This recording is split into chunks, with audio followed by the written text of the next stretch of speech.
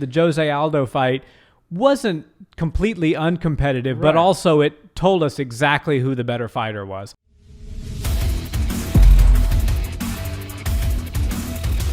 What's up, Barnhill family? Welcome back to the channel. Yo. So, Nick, on this weekend's card, we've got a match that's actually a rematch. Yeah. A lot of people might not know that, between Marlon Chito Vera and Davey Grant. Davey getting the best of their first match, but that happened way back in 2016. Chito's a big favorite now, minus 325 to plus 275. And this sort of seems like a fight where Chito's going to demonstrate, is he really elite or not? Because he's fighting a guy who he's supposed to beat outside of the top 10, or top 15 rather. However, Grant is coming off of 3 wins in a row, the last 2 being KO finishes. Yeah. Well, Chito Vera has shown us over the past couple of years, about last year, that he is a complete different fighter than he was even 18 months ago, 2 years ago. So you have to imagine, if 2 guys that are both in the UFC fought 5 years ago, the fight that takes place 5 years later, the rematch, is going to be a completely different fight. I'm of that belief. We just saw it with Conor McGregor and Dustin Poirier. The first fight was not competitive in one direction. 5-6 years later, the fight's not all that competitive in the other direction.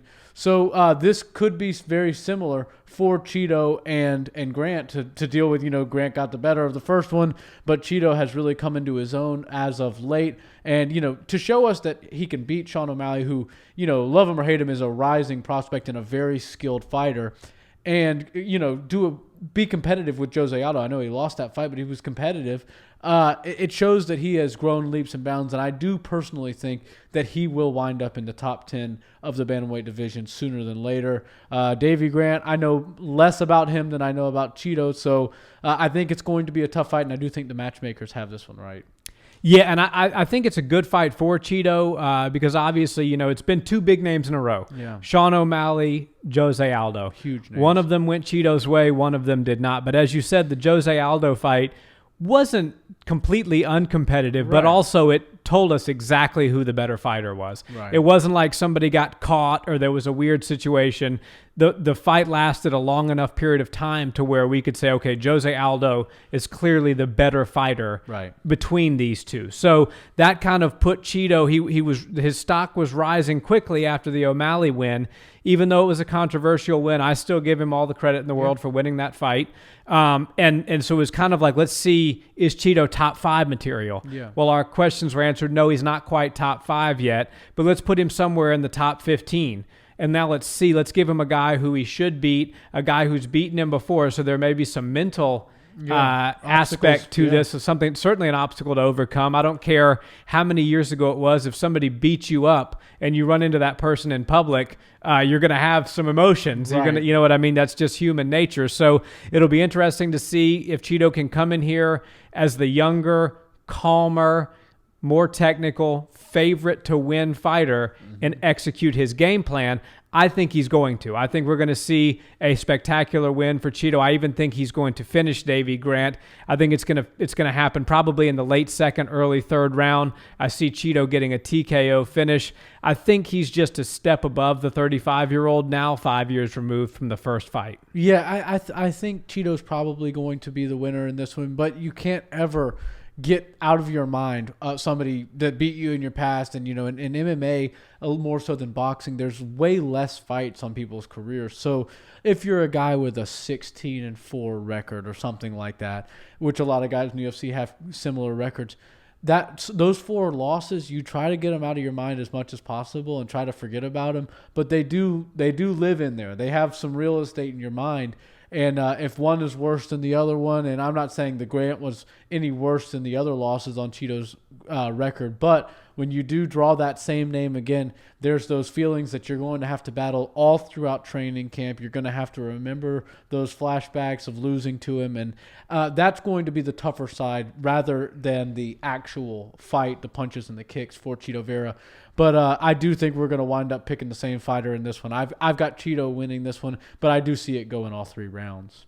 I do too. Well, I don't see it going all 3. I think it's going to finish in the late 2nd, early 3rd. I see Chito getting a TKO stoppage. Yeah. I think that he's going to want to demonstrate that, hey, I am elite. Yeah. Hey, all that momentum and that praise that I got after the O'Malley fight was deserved. It wasn't a fluke. Right. I know I lost to Jose Aldo, but hey, guess what? He's probably the best 145er of all time. Right. If he's not, he's the second best. Right. So, it's one of those things. Hey, yes, I lost to a tougher competitor on that night, but I'm only 28 years old. I'm improving, I'm getting better, and I'm not going anywhere. And for that reason, I think he probably puts a stamp on the victory and gets a TKO finish. Yeah, I think so. And then we're going to see something else fun for him. I think after this win, if he gets this one done, and especially in a good fashion or a clean sweep on the cards, we're going to see him get another name, kind of like he had an O'Malley and Aldo. You might see him in there with like a Frankie Edgar or something Right. like that. And that would be good for his career, to keep fighting these legends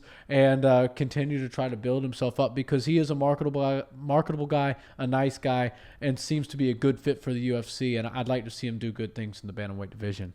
Yeah, I think so. And, you see what happened with Cody Garbrandt and the loss to Rob Font. He's kind of floating around there. And I know there's been some discussion about him going down to 125. That was all but done at one point. And Right. I think that will likely be what Cody does, because I don't think he's elite enough to be in title discussion at 135, but he is a big enough name to go steal some headlines and steal some shine down at 125. So I think that will likely materialize. But if it doesn't, talk about Chito taking another crack at a big name, taking another crack at a former champion. Yeah. I think that provided that he can get past this fight here in this rematch and get back that loss from 2016, maybe that would be a fun fight for him. But all in all, I think Chito's good for the sport. I think he's good for the division.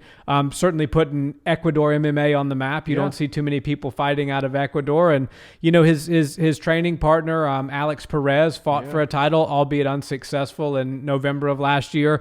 That camp and those guys are starting to get the elite level fights. And I think Chito's going to rise to the occasion here. Yeah, absolutely. And side note, because of that too, I think what we'd see is the two bad boys in bantamweight and flyweight, Figueiredo and No Love, switch positions.